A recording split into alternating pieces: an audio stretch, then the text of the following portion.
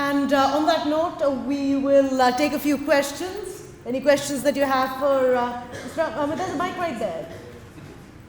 Does anyone have any questions?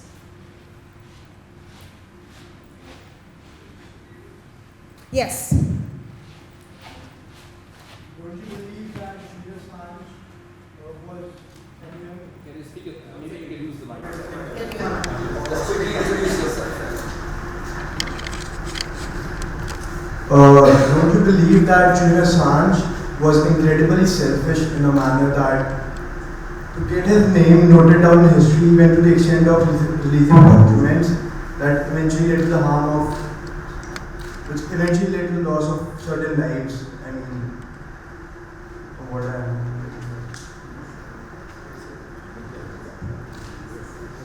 Assange, I have met him, worked with him on the U.S. Embassy,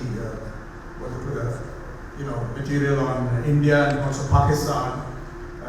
He started out as one of the world's leading hackers, so that, but he got into this, and I think what he uncovered was of great interest and also significance. He and his team, a small team, to many countries, and speaking for India and also Pakistan, I think it revealed a great deal. Some of it was on corruption, some of it was, again, going back to what I said, the Philby qualification. Some of the document material has to be interpreted carefully, and it's easy to overplay it. But of course, Julian Assange was flawed. He had some personal failings and so on. But I would evaluate his contribution as very important.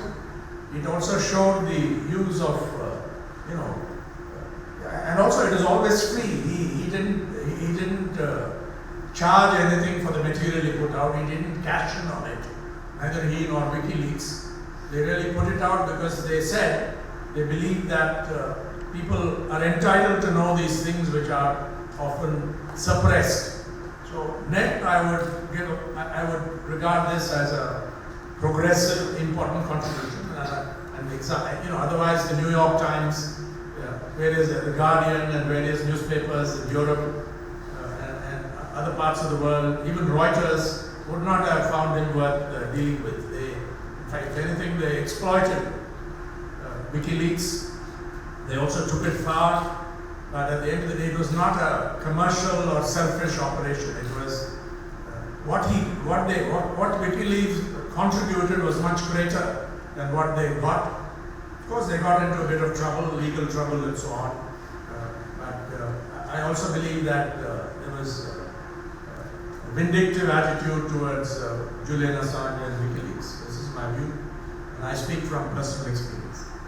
We'll take one more question. Yes, the gentleman in the orange. So you mentioned that the Indian media is particularly very aggressive when it comes to politics, and it has a political orientation. And we know that some of the media houses are funded by people who belong to X and X parties, political parties. And somehow or the other, their views are oriented towards the parties, they are biased. So how do we preserve the sanctity and the integrity of the fourth pillar of democracy? I think we have to do research on ownership funded by politicians. In some Indian language media organizations, this is true. For Andhra Pradesh and elsewhere, they are funded. They are capitalists, people who made a lot of money in some industry, in some sector, sometimes mining also, and they've acquired. They built major media organizations, which I think raise issues for independence.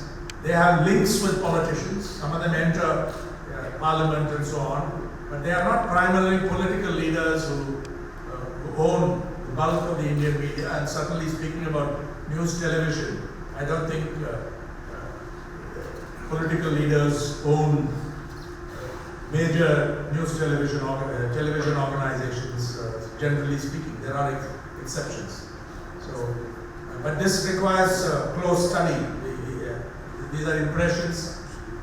This information is not available, and one of the things that I hope the school will do is, when it has a research arm or other other faculties could also contribute. I think we can learn from this.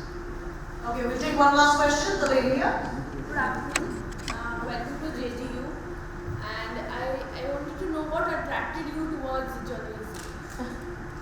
The honest answer is I was born in a family which owned newspapers, and at that time it was sort of a given. Today it's no longer true. It is a given that you had a job there, and But I was one of the early people interested in journalism who went to his school, and preceding him by a year, as was mentioned. So in those days, it was generally assumed that J schools were a waste of time. In India, there were very few, but you learned journalism on the job. You were influenced by the UK tradition, the British tradition, because in the UK, you will see that journalism schools took a long time to emerge, whereas in the United States, it was quite different. So the only place we knew of which was any good was the Columbia School of Journalism, the Pulitzer School as it was known. And I got in there. It didn't cost anything like it does today. Today I think $70,000 to $80,000 is what, probably closer to 80, is what you would require for a short year at Columbia, with no guarantees of a job after that. But you learned a lot. And for me, apart from the journalism program, as was mentioned, it was a great year. It even shaped my thinking. It radicalized me, I'd say, because to be on the campus, which was occupied, there was this great protest against the Vietnam War and also the Black Power movement and so on. It was a great time to be alive. Quote Wordsworth. Okay, one more question. Lady. Good afternoon, sir. I have a question, which is, we live in a world where there's a view that newspapers and any sort of journalism is now biased and opinionated and highly politicized in a way. And it is said that the newspapers sort of say more of what they think than just mere reporting of the news. So how do we preserve it and keep it to an extent where it is just providing the society and citizens with what is happening than what the newspapers or the editors think should be said? Newspapers and news media will always offer opinion, editorials, comment, try to influence. But professionally speaking, if you keep a line, this line is not always, it's not an absolute line. But if you keep a line, not more than a line, a distinction between the function of news reporting, because reporting needs context, needs contextualization, provide background, sometimes history, and business of comment. I don't know if there's full agreement even among the faculty on this, because views are changing. If you have a news magazine, this role of reporting, I think, becomes different, because newspaper, dailies and television, they've already put out the news. But the core, the idea of reporting, I think this is one safeguard in my opinion. We constantly breach that line, go across, because when you do an investigation, I can't resist the temptation to provide judgment and so on. And your marketing people always say that, oh, it's too insipid, we need more comment, we need more masala, and so on. So it happens all the time. But if you keep that distinction, that I'm a reporter, in the New York Times in the old days, I think there were different flows. In fact, in the New York Times and the Wall Street Journal in the old days, the business people are not allowed to go to the editorial section. That line has changed. And this idea that there was a wall, a Chinese wall between the editorial function and the business function was there. Today we don't talk about the wall, we talk about a line. We talk about some kind of Lakshman Rekha, as it's called. But it's very hard to draw that line when your revenues are declining or collapsing. So there is a real challenge there. But I still think journalism schools can help in maintaining this distinction. And at least telling you what is the category of journalism, what is the space you are involved in. On news television in India, all the time, somebody totally unprepared who doesn't have the capabilities, who doesn't have the knowledge, is asked to opinionate. The anchors force the field reporter to do it all the time, which is right. And the same thing happens in the press in a different way. But anyway, thanks for that question.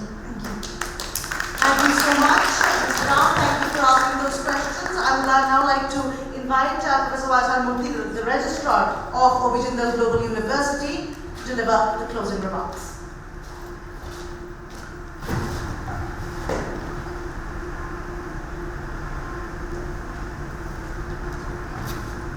Mr. N. Ram not only put the journalism in context, but also took us through a whole host of issues, contemporary issues, and also highlighted the future media trends. He was one of the finest proponents of investigative journalism. Some young students might not be knowing what he did in the Bofors scandal, and he pursued the story and relentlessly, and also there are a number of other examples. And today the Hindu group has such high credibility. He spoke about the verification, and the group practice certain journalistic traditions, ethics, and built a great reputation. In fact, it's regarded as a great institution of immense credibility. And we could not have asked for a better beginning to the School of Journalism and Communication. On behalf of the Jindal School of Journalism and Communication, on behalf of the Jindal Global University, I wish to express our profound thanks and gratitude to Mr. N. Ram, and I request our Vice Chancellor, Professor Rajkumar, to present a small memento as a token of our appreciation to Mr. Ram. Many of you might not be aware about the history of this latest school, which is the youngest school of this university. The idea was conceived about 8 months or so back, and from that time we moved the Haryana government for regulatory approvals, and thereafter recruitment of faculty, and then we conducted a series of workshops on various topics, including a talk by Mr. Rajdeep Sardesai on media ethics and professional obligations of journalists, and we also had a curriculum development workshops, and the new classrooms and the studio was built in a very short span of time. And I want to acknowledge the role played by our dynamic Vice Chancellor, Professor Rajkumar, in all this thing, right from the stage of conceiving the idea of a school to the recruitment of faculty members and taking us through. So we are really delighted that the youngest school of our university has got off to the ground, and we attach a great significance to this development. Professor Kumar spoke about the vision of the university, and Professor Tom Goldstein referred to the mission of this School of Journalism and Communication. I'm sure as founding students of this school, you will pursue excellence, and I'm sure in the coming years you will cover yourself with great glory. And I'm really pleased to note that a significant proportion of this founding batch consists of female students, and when you look at the gender representation across sectors, be it in judiciary, be it in other sectors, you find that the females are not properly represented at the highest levels of decision making, and I'm sure some of you will pursue your heart's calling and cover yourself. And in the days to come, I want to acknowledge the presence of former Member of Parliament, Mr. Sandeep Dikshit, and my old friend, Mr. Amit Barua, and the Dean of the School of Government and Public Policy, and faculty members from various schools who are present here. And we attach great importance to our faculty members. We celebrate their achievements, and I request all the faculty members of the School of Journalism and Communication to please come forward and come to the dais for a group photograph. And also, can I request all of you to come please forward, and